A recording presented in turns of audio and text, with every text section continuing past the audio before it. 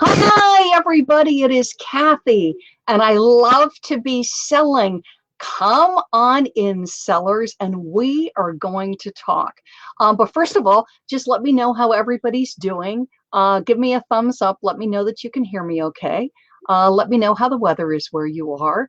I'm here in New York City, and today's sort of cold and damp, but it's not super, super, super cold. We've had much colder weather. But come on in and we will talk, talk, talk. It is good to see everybody. How are you? Um, I've actually been, hi, Brenda, how are you? Oh, so you're in Nebraska. That is great. Good to see you. Thanks for joining me. But it's great to see everybody. So what I wanted to talk about, I've been popping in and out of a couple of Facebook groups, and I've been seeing a lot of comments. Hang on just a second. I just want to say hi to everybody. Oh, it's sunny in San Diego. Rub it in, Kathy. How are you? Hi, Louette. It's raining in Washington State, here too in New York. So hey, hey, hey. Hey, Susan, thank you for joining me. And Brenda, again, thanks for joining me. And Melinda, hey, how are you in Pennsylvania? Great. So we're all across the United States. So come on in, everybody. So I've been in and out of several Facebook groups today and during the week. And seeing a lot of great comments, a lot of great sales, a lot of people supporting each other. Also checking out some YouTubes. But one thing I've noticed, and that's why I wanted to go live and talk about this, and I've titled this, "You may not like what I'm going to say, but it needs to be said." So I'll see people and they will post, and this is a variety of sellers, from very new sellers to more experienced sellers that have been selling for a while. And they'll say, well, you know, I'm listing, but I am just not getting any sales. And I totally understand the frustration. I have gone through periods like that myself. There's people that are posting about that they are frustrated with their sales, that are looking for solutions, and they're in one camp. So it's sellers of all levels experiencing some frustration because they are not getting the sales that they want. And they're looking for solutions. So that's camp one. Then we have camp two. Those are the people I'm more targeting to. And I may get some pushback on this, but that's okay. And they are posting and talking about that they're not getting sales, but they're not looking for any solutions.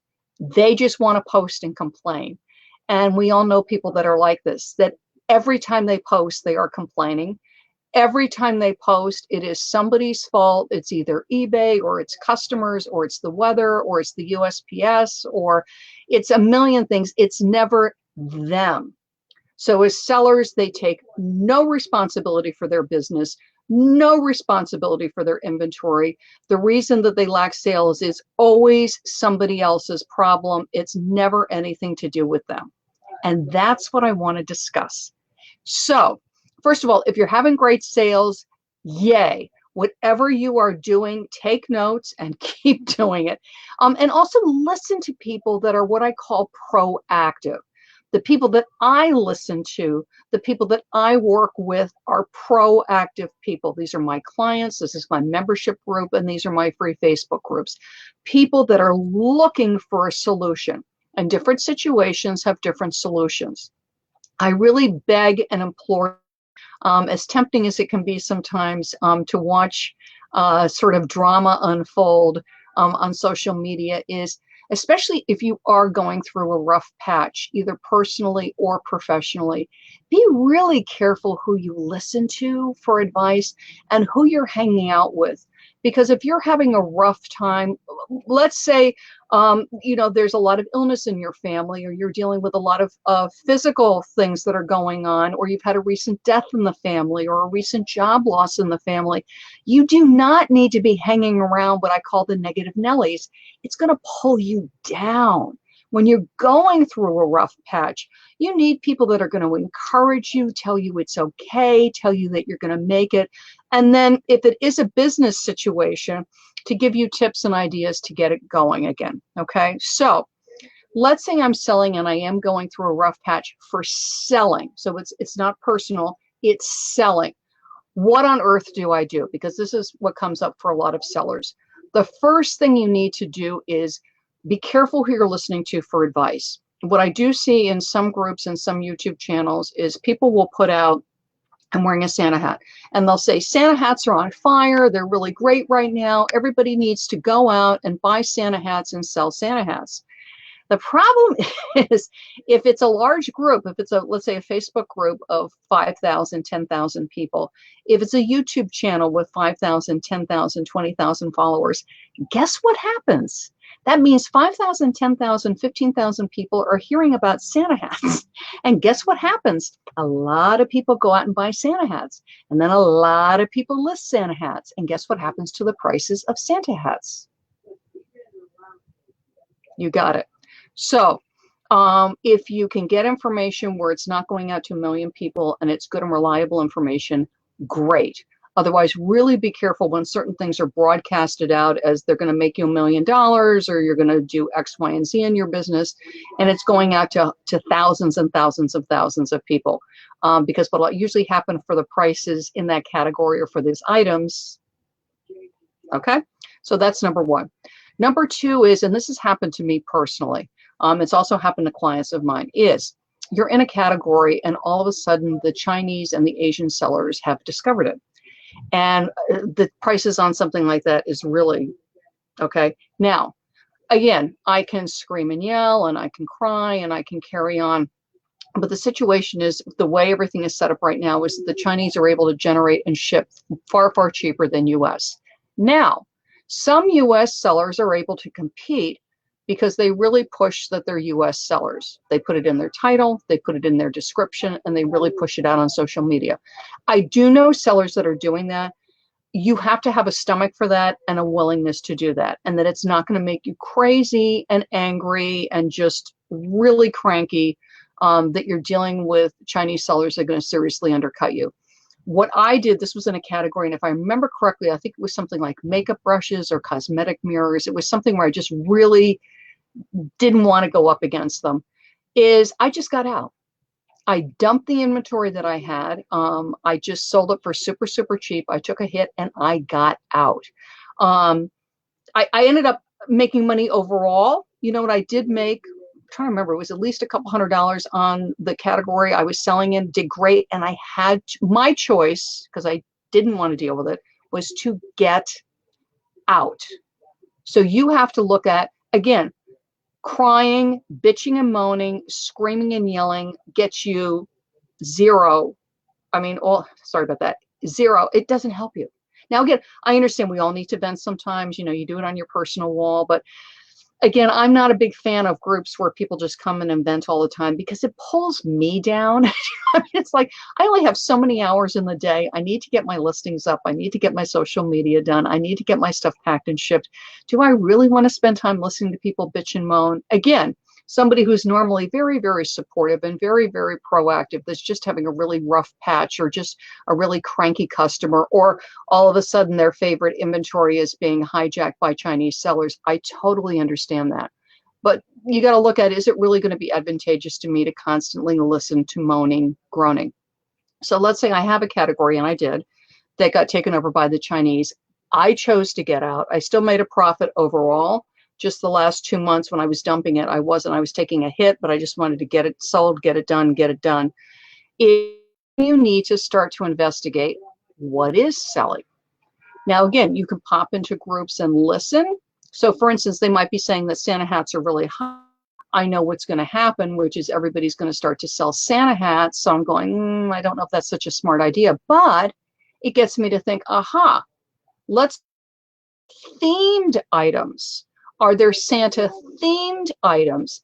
Figurines, candle, home decor, outfits, puzzles, games, video games. Sort of go broad in the category and see if you can, what I call micro niche, which is find something within a hot category that you can burrow in on and make really good money.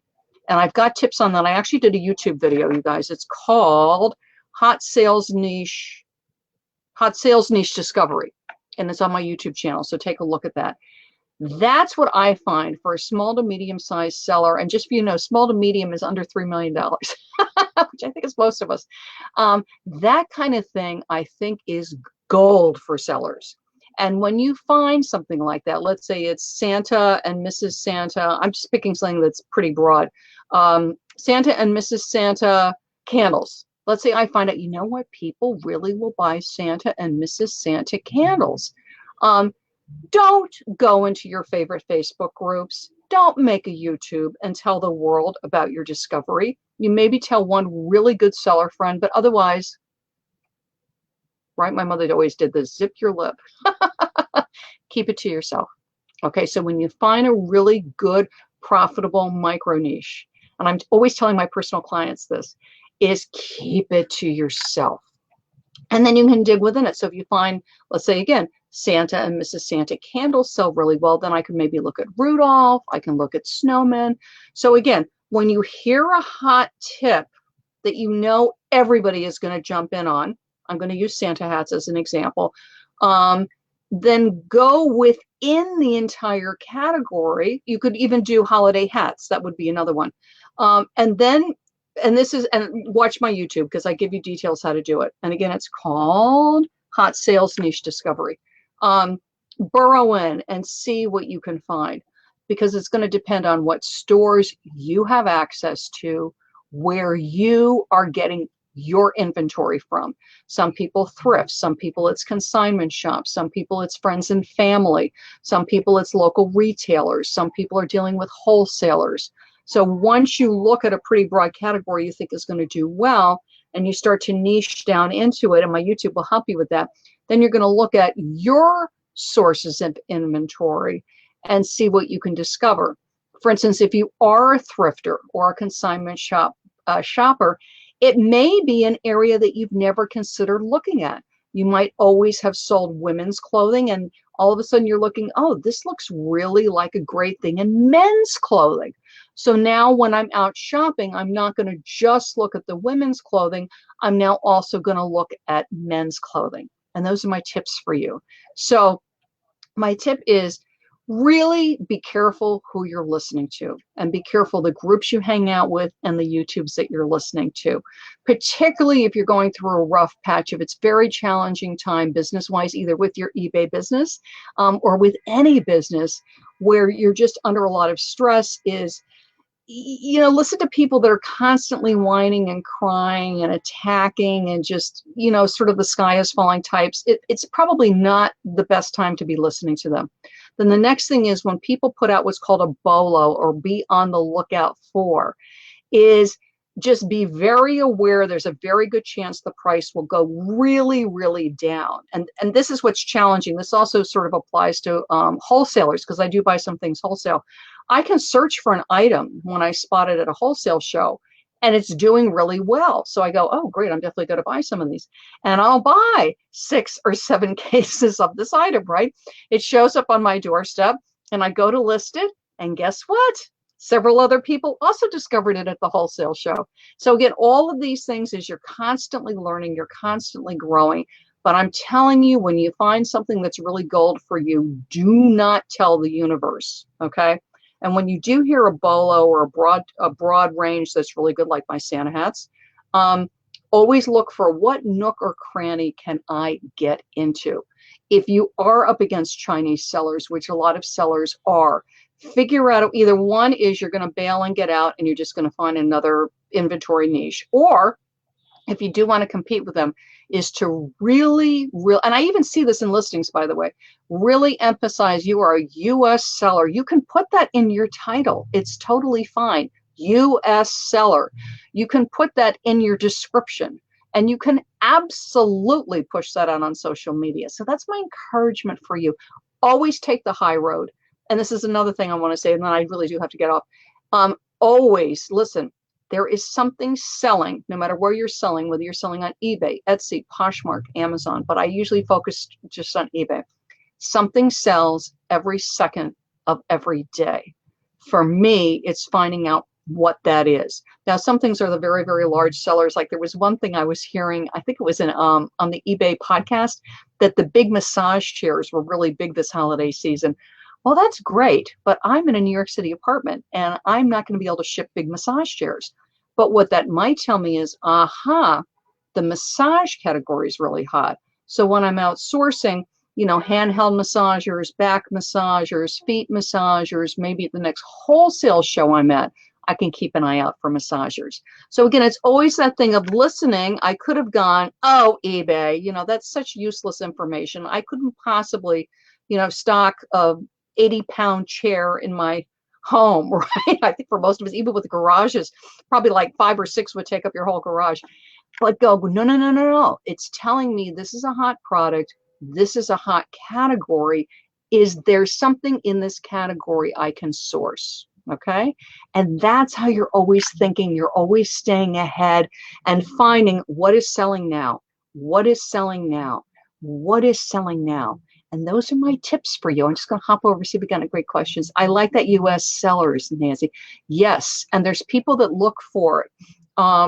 It's one thing, I actually mentioned this in my membership group, Insiders, and I'll share with you. As you get closer and closer to a holiday, let it be Christmas, let it be Mother's Day, let it be Valentine's Day. It's not a bad idea to mention where you are, not give out your home address, but say, hey, I'm a Minnesota seller, I'm a New Jersey seller, I'm a Connecticut seller. Because when it's closer and closer and closer, people are going to be looking for people that are nearby them because they want to know they're going to be able to get the item in 1 or 2 days. Again, I'm in New York City. Right now, I'm selling a lot to New Jersey. New Jersey's loving me right now. Why? Because it's a hop and a skip from where I am. I'm getting a lot from Pennsylvania, too. So let me see everybody else good. I've seen those chairs everywhere I am. I hear you, babe. Yeah, it's definitely the hot item, but it tells me massagers are big. And I actually have a handheld massager that I like using on my back and my shoulders, from sitting at a computer all day. So again, it just reminds me to keep my eye out for that, and then of course, always research. Just because you hear a category is hot and then you think, oh, this might be good, always check your solds. And I've got a YouTube on that too for you guys. So take the high road, listen to people that are going to build you up. If you're having a rough time, and we all go through rough times, anybody who says it's all been just, unicorns and roses or whatever, since day one they started selling, I just don't believe them. Okay. Because, we do go through personal things. I had a dear friend who just lost their mom. Stuff happens. Normally you're having great sales. For some reason this year, your sales are just not so great. Okay, go stop. Listen to different people, like what categories are selling, what things are selling. Again, all of a sudden, like Santa hats or whatever are hot. And then research. I know it's hard. You've got to constantly reinvent yourself, no matter what category you're in, whether it's collectibles, whether it's antiques, whether it's car parts and accessories, cell phones and accessories. There's competition, and there's a lot of competition. And it's always, how can I stand out? How can I stand out? How can I stand out? How can I find inventory that not everybody is carrying, or they're not selling it quite the way I'm selling it? So I've got a chance to stand out, attract shoppers, and continue to have a profitable eBay business. And those are my tips for you. Do hop on my YouTube channel. You want to get, I wrote notes, the Hot Sales Niche Discovery YouTube. Watch it. It is loaded with nuggets that you're going to love. Okay? Happy holidays, everybody. Merry Christmas. I'm Kathy, and I love to be selling. Bye-bye.